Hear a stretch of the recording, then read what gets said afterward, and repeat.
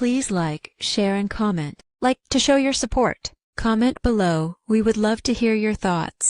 Share this video with friends who might enjoy it too. Subscribe and turn on notifications so you never miss an update. Your support means a lot for us. Thank you. इयम् आकाशवाणी सम्प्रति वार्ताः श्रूयन्ताम् प्रवाचकः doctor Ganesh Hegde.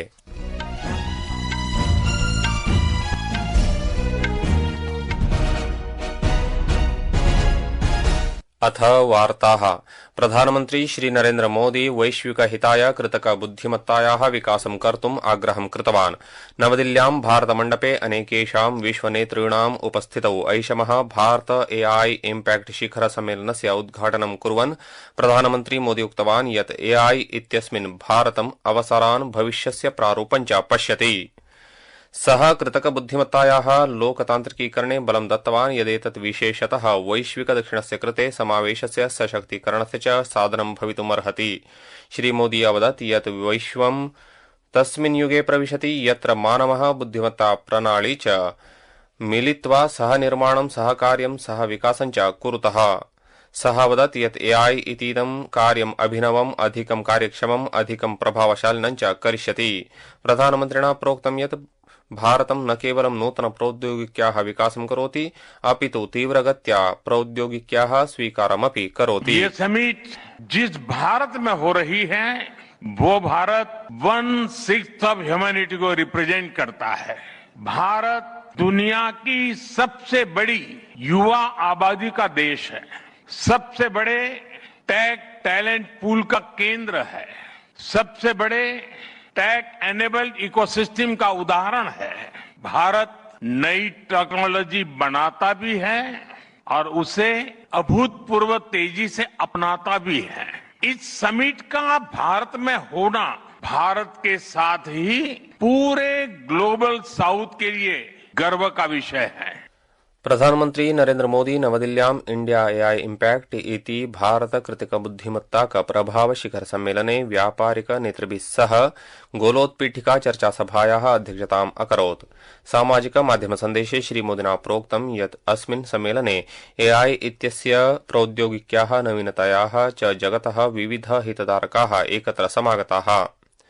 उपराष्ट्रपतिः CP राधाकृष्णन्वर्यः ह्यः नवदिल्ल्याम् open AI इत्यस्य प्रमुखेन George Osborne इत्यनेन open AI इत्यस्य मुख्य वैश्विक कार्याणाम् अधिकारिणा क्रिस लेहाने इत्यनेन अथ ओपन एआई इत्यस्य रणनीतिक वैश्विक कार्याणां भारत प्रमुखया प्रज्ञा मिश्रा इत्यनया सह मिलितवान्।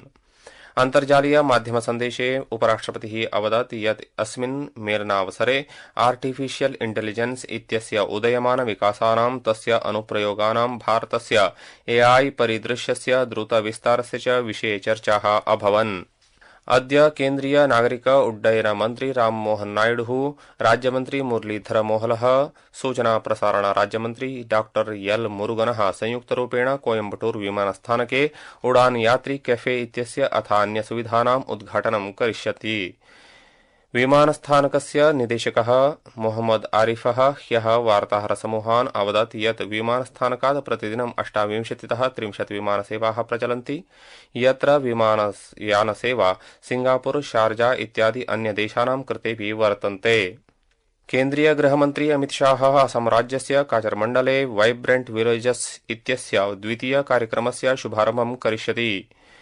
कार्यक्रमस्य उद्देश्यं सीमाग्रामेषु परिष्कारः, स्थायी जीविकायाः अवसराणां निर्माणं, विकसित भारतस्य दृष्ट्या सुरक्षित सीमा समुदायस्य पोषणं च वर्तते। वाणिज्य उद्योग मंत्री पीयूष गोयलः उक्तवान् यत् भारतं वैश्विक खाद्य सुरक्षायाः सशक्त विश्वसनीय स्तम्भरूपेण विकसति। अन्तर्जालीय सन्देशे श्री गोयलेन उक्तं यत् हरियाणा राज्येन कृषि संसाधित खाद्य उत्पाद निर्यात विकास प्राधिकरणस्य माध्यमेन मडगास्कर इत्यत्र 7,000 मेट्रिक टन मितं पोषणयुक्त तण्डुलानां निर्यातं कृतमस्ति। सः अवदत् यत् एषा उपलब्धिः भारतस्य पोषणक्षमतायाः प्रौद्योगिकी बलस्य च स्पष्ट साक्ष्यं वर्तते।